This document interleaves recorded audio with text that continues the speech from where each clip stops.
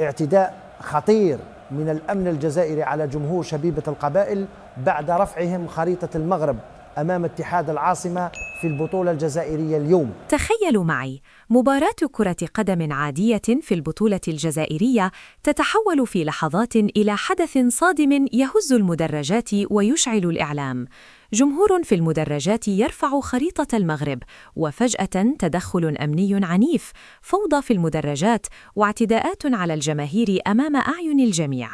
هذا بالضبط ما حدث في المباراة التي جمعت بين شبيبة القبائل واتحاد العاصمة ضمن منافسات الدوري الجزائري، في واقعة أثارت ضجة كبيرة داخل الجزائر وخارجها. القصة بدأت عندما قام بعض جماهير شبيبة القبائل برفع خريطة المغرب كاملة في المدرجات أثناء المباراة، وهو الأمر الذي فجر موجة من التوتر داخل الملعب. في لحظات قليلة تدخل الأمن الجزائري بشكل قوي داخل المدرجات، ووقعت اشتباكات واعتداءات على الجماهير وسط حالة من الفوضى والصدمة بين الحاضرين. هذه المشاهد انتشرت بسرعة كبيرة على مواقع التواصل الاجتماعي، وبدأ الحديث يتصاعد في الإعلام الجزائري عن خطورة ما حدث داخل الملاعب. بعد هذه الواقعة مباشرة اشتعلت البرامج الرياضية في القنوات الجزائرية، وبدأ المحللون يتحدثون عن مشاكل عميقة داخل منظومة كرة القدم في الجزائر. البعض قال إن الأزمة ليست مجرد حادثة في المدرجات، بل هي نتيجة تراكمات طويلة داخل منظومة التسيير الرياضي.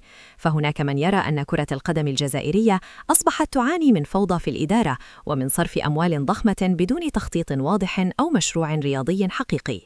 الكثير من المتابعين انتقدوا الطريقة التي تدار بها الأندية، حيث يتم صرف ملايين الدينارات شهرياً على لاعبين ومدربين، بينما النتائج على أرضية الملعب لا تعكس كل تلك الأموال. هناك لاعبون يحصلون على رواتب ضخمة رغم أنهم لا يقدمون المستوى المطلوب، وفي المقابل هناك شباب موهوبون لا يجدون الفرصة لإظهار إمكانياتهم. كما تعرضت سياسة جلب المدربين الأجانب لانتقادات كبيرة، فبعض الأندية تقوم بالتعاقد مع مدربين أجانب برواتب قد تصل إلى 15,000 يورو أو أكثر، فقط لأن رئيس النادي قرر الاتصال بهم ومنحهم فرصة تدريب الفريق. المشكلة حسب بعض المحللين أن هؤلاء المدربين غالباً ما يأتون بدون مشروع واضح أو فلسفة كروية حقيقية، وهو ما يجعل الفرق لا تستفيد منهم بالشكل المطلوب.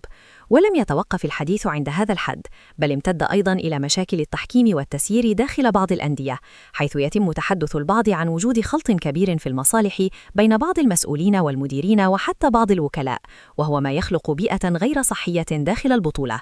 هذه المشاكل كلها جعلت الكثيرين يطالبون بإصلاحات حقيقية داخل كرة القدم الجزائرية، لأن الوضع الحالي قد يؤدي إلى تراجع أكبر في مستوى البطولة.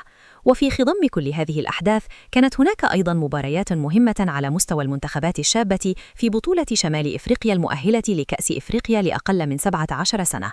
المنتخب المغربي بدأ البطولة بقوة بعد فوزه على المنتخب التونسي بهدفين دون رد، في مباراة أظهر فيها اللاعبون الشباب مستوى رائعا، خاصة بعض المواهب في خط الوسط والهجوم. في المقابل تمكن المنتخب الجزائري من تحقيق فوز كبير على المنتخب الليبي بنتيجة 5 أهداف مقابل هدف واحد، في مباراة سيطر فيها المنتخب الجزائري على أغلب فترات اللقاء. الأنظار الآن تتجه نحو المباراة المرتقبة بين المنتخبين المغربي والجزائري، والتي من المتوقع أن تكون مواجهة قوية ومثيرة بين منتخبين يملكان الكثير من المواهب الشابة. هذه المباراة قد تكون واحدة من أكثر مباريات البطولة حماساً، خاصة في ظل التنافس الكبير بين المنتخبين. لكن رغم كل ذلك ما زال السؤال الذي يطرحه الكثير من المتابعين: هل ما حدث في مباراة شبيبة القبائل واتحاد العاصمة مجرد حادثة عابرة يمكن أن تتكرر في أي ملعب، أم أن ما وقع هو دليل على وجود أزمة أعمق داخل كرة القدم الجزائرية تحتاج إلى إصلاحات حقيقية وجدية؟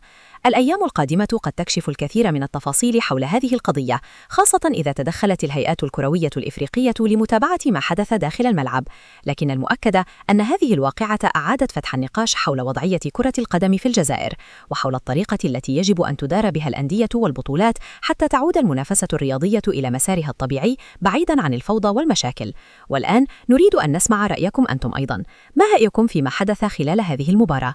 وهل تعتقدون أن المشكلة في الجماهير أم في طريقة تسيير كرة القدم في الجزائر؟ اكتبوا آراءكم في التعليقات، ولا تنسوا دعم الفيديو بلايك ومشاركته حتى يصل إلى أكبر عدد ممكن من المتابعين. لكن القصة لم تتوقف عند حدود ما وقع داخل الملعب فقط، لأن ما حدث فتح باباً واسعاً للنقاش داخل الشارع الرياضي في الجزائر وفي المغرب أيضاً.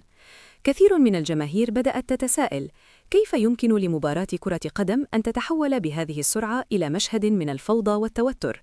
وهل المشكلة فعلاً في تصرف بعض الجماهير، أم أن هناك أشياء أعمق تحدث خلف الكواليس داخل منظومة كرة القدم؟ بعض المحللين في الجزائر قالوا إن المشكلة الحقيقية ليست في حادثة واحدة، بل في تراكمات سنوات طويلة من سوء التسيير داخل بعض الأندية.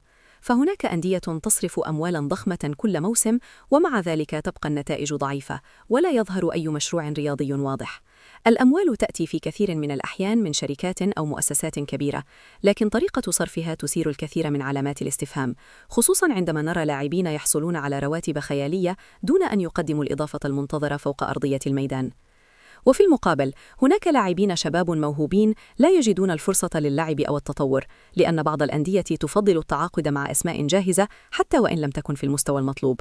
هذا الوضع جعل كثيرا من المتابعين يطالبون بضرورة إعادة التفكير في طريقة تسيير الأندية، والتركيز أكثر على التكوين الحقيقي للاعبين بدل الاعتماد فقط على الصفقات السريعة.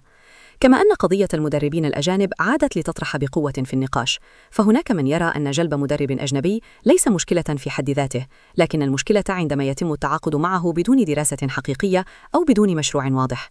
بعض المدربين يأتون إلى البطولة الجزائرية فقط لأنهم كانوا بدون عمل، فيحصلون على عقود ورواتب كبيرة، وبعد أشهر قليلة يغادرون دون أن يتركوا أي بصمة حقيقية على الفريق.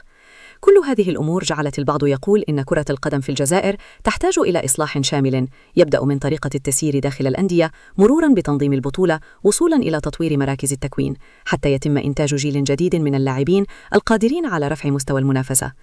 وفي الوقت نفسه تبقى الجماهير هي القلب الحقيقي لكرة القدم في الجزائر. الملاعب الجزائرية معروفة دائما بحماس جماهيرها وأجوائها المميزة، لكن عندما تتحول هذه الأجواء إلى فوضى أو صدامات فإن الصورة العامة للبطولة تتضرر بشكل كبير. ولهذا يطالب الكثيرون بضرورة توفير تنظيم أفضل داخل الملاعب وحماية الجماهير بدل الدخول في مواجهة معها. من جهة أخرى، الجماهير المغاربية كلها تتابع باهتمام كبير ما يحدث في كرة القدم في المنطقة، سواء في الجزائر أو المغرب أو تونس. المنافسة بين هذه الدول كانت دائما قوية، لكنها في نفس الوقت كانت تخلق لحظات جميلة من كرة القدم وتظهر المواهب الشابة التي يمكن أن تصل إلى أعلى المستويات.